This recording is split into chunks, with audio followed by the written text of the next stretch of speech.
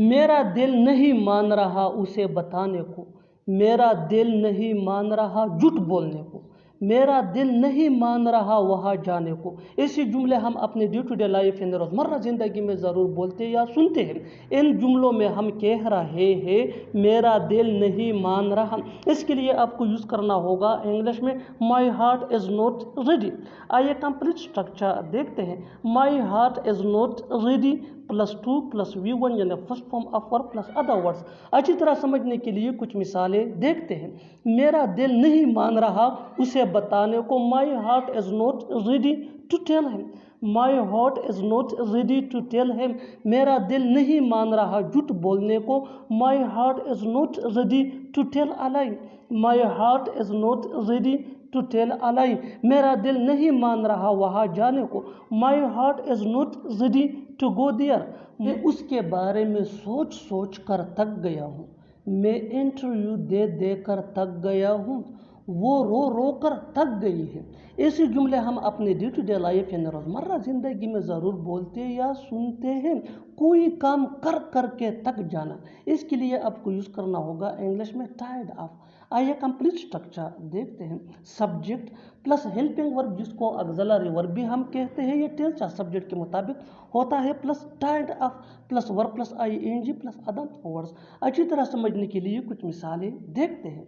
मैं उसके बारे में सोच सोच कर थक गया हूँ, I am tired of thinking about her. I am tired of thinking about her, मैं इंटरव्यू दे दे कर थक गया हूँ, I am tired of giving interview. I am tired of giving interview, वो रो रो कर थक गई है, she is tired of crying.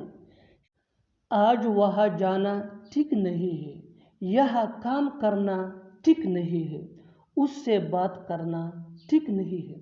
ऐसे जुमले हम अपने डे टू डे लाइफ यानी रोज़मर्रा ज़िंदगी में ज़रूर बोलते या सुनते हैं। इन जुमलों में हम कह रहे हैं ठीक नहीं है, इसके लिए आपको यूज़ करना होगा इंग्लिश में it is not worth while. आइए कंप्लीट स्ट्रक्चर देखते हैं। It is not worth while plus verb plus ing plus other words. अच्छी तरह समझने के लिए कुछ मिसालें देखते हैं। आज वहाँ जाना ठीक नहीं है, it is not worth while going there today. It is not worth while going there today, यह काम करना ठीक नहीं है, it is not worth while doing work here. It is not worth while doing work here, उससे बात करना ठीक नहीं है, it is not worth while talking to him. न चाहते हुए भी वो ये काम कर रहा है, न चाहते हुए भी मुझे वहाँ जाना पड़ा, न चाहते हुए भी वो खाना बना रहे हैं। ऐसे जुमले हम अपने डे टू डे लाइफ यानी रोज़मर्रा ज़िंदगी में ज़रूर बोलते या सुनते हैं। इन जुमलों में हम कह रहे हैं न चाहते हुए भी, इसके लिए आपको यूज़ करना होगा इंग्लिश में अनविलिंगली। आइए कंप्लीट स्ट्रक्चर देखते हैं। Sentence plus unwillingly. सेंटेंस ये टेंस या सिचुएशन के हिसाब से चेंज होता रहेगा, अनविलिंगली ये वही का वही रहेगा, विच मीन न चाहते हुए भी। अच्छी तरह समझने के लिए कुछ मिसालें देखते हैं। न चाहते हुए भी वो ये काम कर रहा है, he is doing this work unwillingly. He is doing this work unwillingly. न चाहते हुए भी मुझे वहाँ जाना पड़ा, I had to go there unwillingly. I had to go there unwillingly. न चाहते हुए भी वो खाना बना रही है, she is cooking food unwillingly. वो खेलने में लगा हुआ है, वो लोग बातों में लगे हुए हैं, वो पढ़ने में लगी हुई है।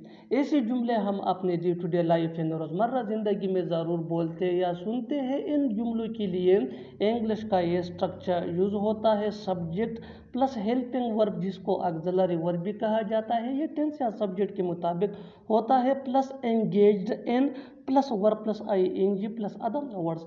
अच्छी तरह समझने के लिए कुछ मिसालें देखते हैं। वो खेलने में लगा हुआ है, he is engaged in playing. He is engaged in playing. Playing ये वर्ब प्लस ing है। वो लोग बातों में लगे हुए हैं, they are engaged in talking. They are engaged in talking. Talking ये वर्ब प्लस ing है। वो पढ़ने में लगी हुई है, she is engaged in reading. क्यों न जाऊँ मैं, क्यों न देखूँ मैं, क्यों न मिलूँ मैं उससे। ऐसे जुमले हम अपने डे टू डे लाइफ यानी रोज़मर्रा ज़िंदगी में ज़रूर बोलते या सुनते हैं। इन जुमलों के लिए इंग्लिश का ये स्ट्रक्चर यूज़ होता है। वाई शुडंट आई प्लस V1 यानी first form of verb plus other words plus question mark. अच्छी तरह समझने के लिए कुछ मिसालें देखते हैं। क्यों न जाऊँ मैं, क्यों न जाऊँ मैं। Why shouldn't I go, why shouldn't I go. क्यों न देखूँ मैं। Why shouldn't I see, why shouldn't I see. क्यों न मिलूँ मैं उससे। Why shouldn't I meet him. जाहिर सी बात है कि तुम झूठ बोल रहे हो, जाहिर सी बात है कि वो तका हुआ है, जाहिर सी बात है कि वो नहीं आएगा। ऐसे जुमले हम अपने डे टू डे लाइफ यानी रोज़मर्रा ज़िंदगी में ज़रूर बोलते या सुनते हैं। इन जुमलों में हम कह रहे हैं जाहिर सी बात है, इसके लिए आपको यूज़ करना होगा इंग्लिश में इट्स ऑब्वियस। आइए कंप्लीट स्ट्रक्चर देखते हैं। It's obvious plus that plus sentence. Sentence ये टेंस या सिचुएशन के हिसाब से चेंज होता रहेगा।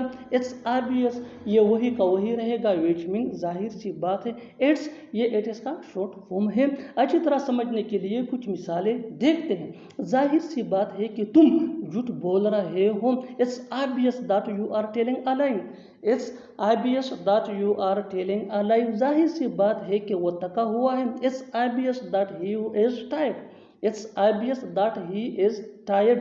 जाहिर सी बात है कि वो नहीं आएगा। It's obvious that he will not come. It's क्या हक है तुम्हें उसे डांटने का, क्या हक है तुम्हें वहां जाने का, क्या हक है मुझे तुमसे बात करने का। ऐसे जुमले हम अपने डे टू डे लाइफ यानी रोज़मर्रा ज़िंदगी में ज़रूर बोलते या सुनते हैं। इन जुमलों में हम कह रहे हैं क्या हक है, इसके लिए आपको यूज़ करना होगा इंग्लिश में व्हाट राइट। आइए कंप्लीट स्ट्रक्चर देखते हैं। व्हाट राइट प्लस डू या डज या डिड।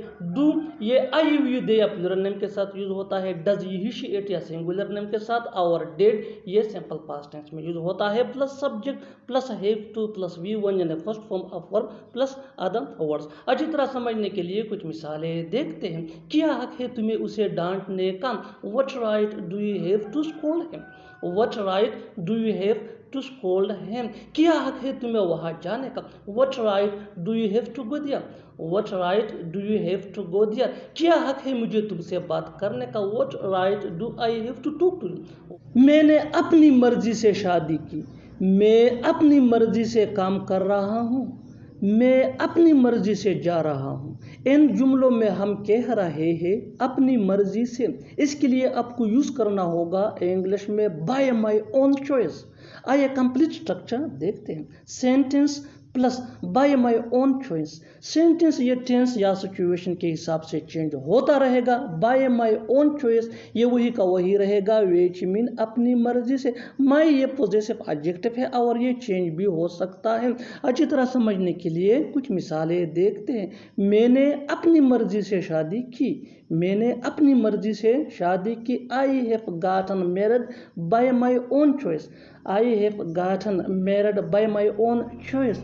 मैं अपनी मर्जी से काम कर रहा हूँ, मैं अपनी मर्जी से काम कर रहा हूँ। I am working bye my own choice, I am working bye my own choice. मैं अपनी मर्जी से जा रहा हूँ।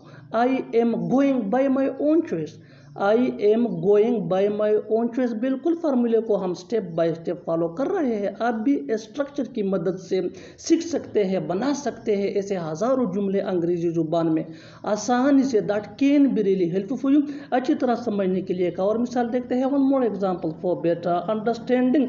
मैं अपनी मर्जी से यहाँ आया हूँ, मैं अपनी मर्जी से यहाँ आया हूँ। I came here by my own choice, I came here by my own choice. और आखिर में ये सेंटेंस आपके लिए कमेंट सेक्शन में इसका जवाब ज़रूर देना। मैं अपनी मर्जी से खेलूँगा, मैं अपनी मर्जी से खेलूँगा। Subscribe to English page for more advance English sentence structure. Thanks man.